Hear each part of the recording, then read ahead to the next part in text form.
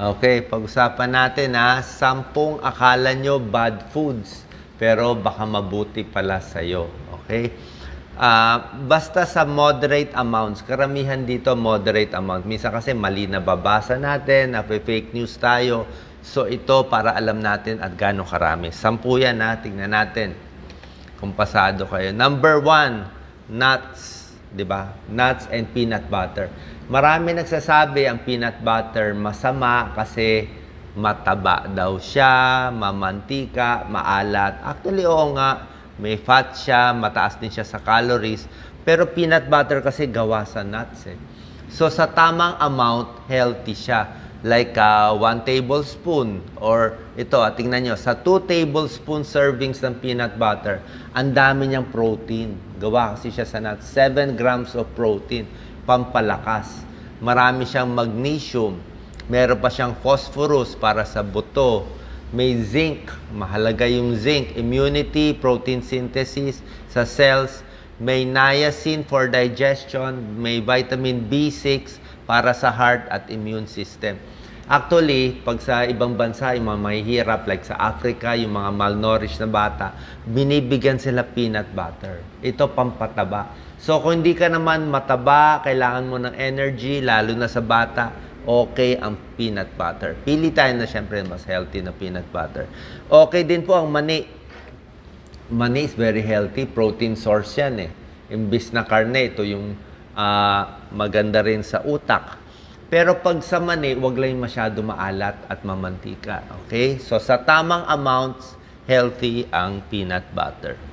Pili na lang na maganda yung di ganun katamis na preparation. Number 2, keso. May nagsasabi masama ang keso, mataba din siya, hindi healthy. Actually, sa tamang amounts, maganda rin ang cheese. Okay? Ang keso kasi, gawa siya sa gatas.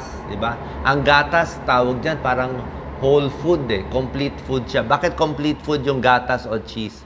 Kasi meron na siyang carbohydrates, meron na siyang fats, meron pa siyang protein. Kompleto na siya eh. Tsaka ang keso, mataas sa calcium. Kailangan natin calcium, di ba? Sa buto. Okay, may fats siya. Kailangan natin protina, pampalakas. May vitamin A, vitamin B12, may zinc. Bihira lang yung may zinc eh. Kaya ang zinc, kailangan niya ng semilya sa mga lalaki pag hindi makabuntis. So, zinc, phosphorus. So, whole food po siya. Meron din pag-aaral ang keso at gatas in general nakakatulong para makaiwas sa dental cavities. Okay? So, tamang konting keso na palaman, wala naman po masama. Lalo na kung hindi naman mataba. Number 3, chocolate, dark chocolate. Iisipin ng iba, syempre, chocolate, matamis, di ba? Masarap, bawal. Pero pag dark chocolate na siya, meron na siyang 70% cocoa. Medyo mapait na siya. So, nandito kasi yung benefit sa cocoa eh. Yung flavanols kasi, di ba? Halaman din yan eh. Ang dark chocolate, maraming minerals. Iron, magnesium.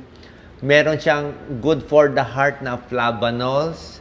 Malakas na antioxidant, pampakontrol ng blood pressure. Maganda rin sa diabetes.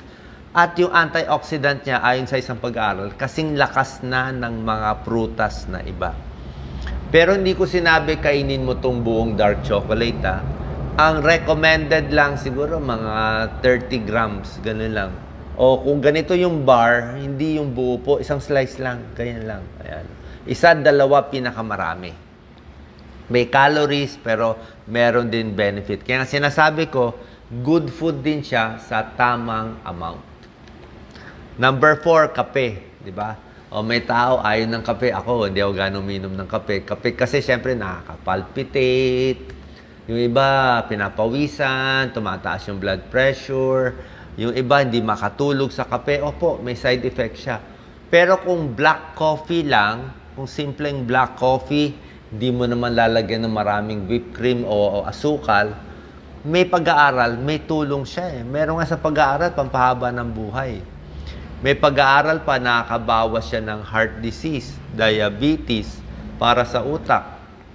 Diba? Pampatalas ng utak, Parkinson's, iwas konting cancer. Isang pag-aaral sa mga babae, nababawasan yung memory problem. Kasi napapasharpen niya yung memory. So, kung umiinom kayo ng kape, okay lang po. Diba? Kung hiyang kayo. Pero kung hindi naman, ay hindi ko rin kayo pipilitin uminom. Number 5, itlog. Ang itlog, iba-iba talaga yung mga kasabihan dito. Nung 1970s, 80s, itlog na daw pinakamasama noon dahil sa ma-cholesterol siya, masama, baka tumaas ang risk sa sakit sa puso. Ngayon, medyo nagbabago na yung pag-aaral. Hindi na siya ganun kasama. Okay? Hindi porke mataas ang cholesterol, bawal na kainin. Pag sa bata, maganda yung itlog. 1 egg in a day sa bata. Kahit sa may edad na wala namang sakit sa puso, 1 egg a day, napakaganda. Pang breakfast, pang energy, pang pabusog, hindi siya ganun kataas sa calories. Tsaka ang dami niyang mga nutrient na wala sa ibang pagkain. Example, meron siyang choline. Choline is parang acetylcholine, good for the brain yan. Okay, may protein, may healthy fats, at marami pa siya. Actually, may vitamin D din siya. So, konti lang itong mga pagkain na may choline, vitamin D. Kaya kung 1 egg a day, hindi naman masama. Wag lang siguro yung sobra dami. Tapos, mas maganda po, kung hard-boiled, mas okay ang hard-boiled. Pag soft-boiled kasi, minsan baka may salmonella, may bacteria. Lalo na kung nabababad yung itlog sa araw, nabibilad. Pritong itlog, pag naprito kasi mamantika na di ba? So, pwede rin naman siguro poached egg o hard-boiled. Okay? So, 1 egg a day, on the average, pwede.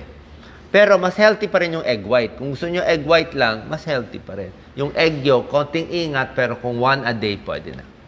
Number 6, marami nagsasabi masama ang patatas. Di ba?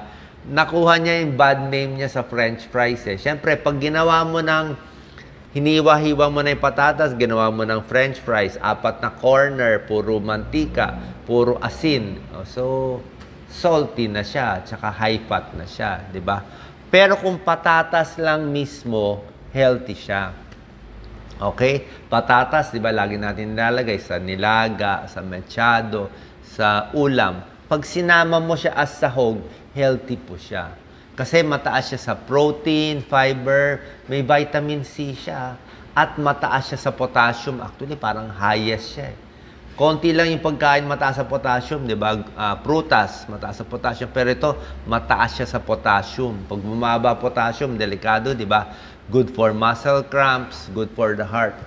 May energy siya, carbohydrates, magnesium, other nutrients. Tapos, hindi siya ganun kataba pag nilaga lang siya. Ang iiwasan natin, syempre, pag ginawa ng French fries, pag nilagyan na ng baked potato na may bacon, may cream, may butter, kung ano na pinapatong, pag yung healthy, hahaluan mo ng hindi healthy, hindi na siya healthy. Diba? Tapos isa pa, yung benefits ng patatas nasa balat. So, kung minsan masasama yung balat, makakain yung balat, healthy. Parang sa apple. Sa apple, maganda rin yung balat. Number 7, avocado. May nagsasabi, avocado daw masama kasi mataba. High in fat. Oo. Actually, high in fat siya, pero good fats naman siya. Okay? Maganda yung fats ng avocado. Healthy monounsaturated fat. Pampababa ng bad cholesterol, maganda sa puso. Avocado, maganda, pampaganda ng skin, di ba? Mataas sa vitamins and minerals and potassium din. Marami din siyang fiber. Ang fiber niya, marami siyang fiber. Nakita niyo, very fibrous siya pag kinakain niyo. Maubos niyo isang avocado, half of your fiber needs. Fiber, maganda pampadumi, iwas sa colon cancer, at ibang pampababa din ng cholesterol. So, okay po mag-avocado. Ang problema lang, kung lalagyan mo ng maraming asukal at syrup, yun ang problema natin. Number 8, spinach. Di ba? May nagsasabi, ang spinach daw, masama daw sa kidneys, nakakasira, ibang bagay. Hindi po tunay. Oo. May isang pag-aaral, nagsasabi lang, pag sobrang spinach, baka daw. Baka masama sa taong may kidney stone na may oxalate. Siguro kung may kidney stone ka na may oxalate, baka wag damihan. Pero marami nagsasabi, ang problema doon sa study, kulang sa tubig yung tao. Pag maraming iinumin na tubig, okay lang walang kaso. Tsaka may ibang pag-aaral, wala naman connection sa kidney stones Okay? Tsaka basically sa 99% ng tao, healthy ang spinach. Sobra siya nga siyang healthy Kaya ang ginamit nga ni Popeye, 'di ba, pampalakas spinach So, ang dark green leafy vegetables, very healthy for the skin, hair, sa bones. May iron. Pag anemic kayo, di ba? Anemic, mga babae, buntis, malakas ang regla, di ba? Imbis na uminom ng iron supplements, ito gulay lang Ang daming Pilipino ang anemic. Dahil sa regla, kulang sa nutrition, di ba? So, iron, vitamins, minerals, maganda sa cholesterol, maganda sa diabetes, pampababa, kahit sa blood pressure, napakaganda ang gulay. Pati sa buto kasi may calcium din siya konti. And iron. So, provides many minerals na nakakatulong sa atin. So, napakaganda po.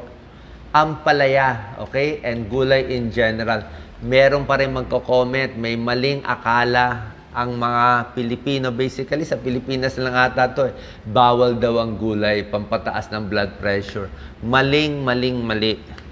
Ang gulay nga pampababa ng blood pressure di ba? Ang pampataas, yung mga fast foods, yung matataba, yung maalat, yung sobrang pagkain, mamantika, yun ang nakakabara sa ugat, sumisikip yung ugat, tumataas yung blood pressure, na stroke, na heart attack. Yun ang problema natin, obesity. Pero ang gulay, nakakatulong siya sa blood pressure. Ang maling akala ninyo nanggaling sa paniniwala na pag anemic ang isang tao, pag ito, maputla ang mata, maputla dito, kulang sa dugo, pinapakain ng gulay. Yung gulay, pinapadami niya yung pula ng dugo. Yung dugo mo, mas pinapapulan niya, mas may iron, mas nakaka-carry ng oxygen yung dugo mo para may lakas ka, 'di ba? Mas hindi ka anemic yung kumbaga sa CBC, pinapataas niya yung hemoglobin, hematocrit mo. Yun ang pinapataas niya, yun ang maganda. Kaya nga merong mga iron supplement, may sangobion, may ferrous sulfate, yun ang pampataas ng dugo. Pero hindi siya nakaka-high blood. Ang blood pressure, iba naman yun. Yun ang lakas ng yun ang pressure Yun ang pressure ng dugo. So, ibang-iba po yun. Pwede kang anemic, pero high blood ka. Oo. Meron din ganon. So, kung gusto nyo bumaba blood pressure nyo, ito. Gusto nyo gumanda yung dugo nyo, dumami ang pula sa dugo, ito rin yun. Okay? Yung pampataas ng blood pressure, maling paniniwala ng I think sa Pilipinas lang 'yon. Ampalaya, 'di ba? 'Di ba may mga ampalaya plus, ampalaya supplement, 'di ba? Napakaganda.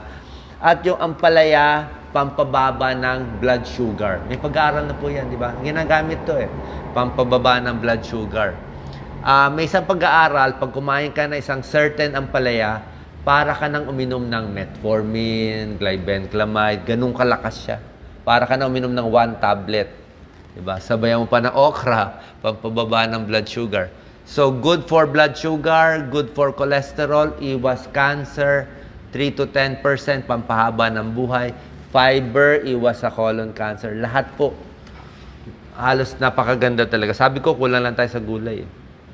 May prostate problem, kaedadin ko, gulay din. Bakit lumalaki ang prostate? Karne. Karne ang problema natin. Too much meat and processed foods. Kaya lumalaki prostate, hindi makaihi. Hirap na hirap ang mga lalaking 50 and above. Okay? Last, number 10, munggo.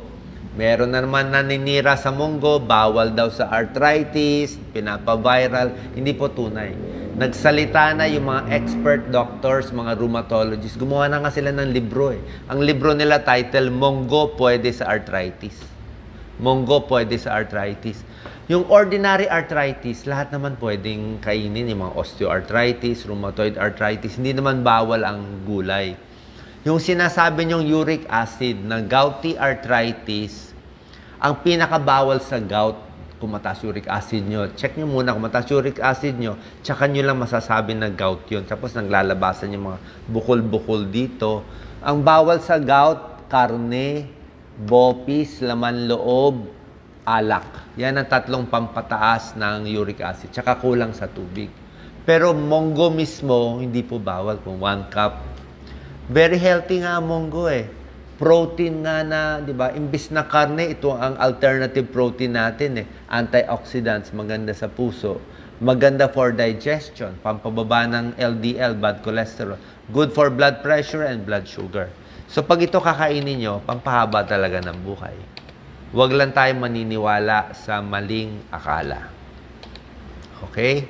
So, good food, ang mga dagdag lang tips, maganda sa utak, di ba? Nuts, fish, ito, mga isda, avocados. Lastly, itong sinasabi ko, basically, meron tayong sinasabing mga good foods na gusto natin. Meron din mga bad foods. Pero basically, kung pa konti-konti naman, paminsan-minsan itong bad food, pwede naman. Hindi naman agad makakasama. Pero wag lang mas madalas. So, parang isang range yan eh.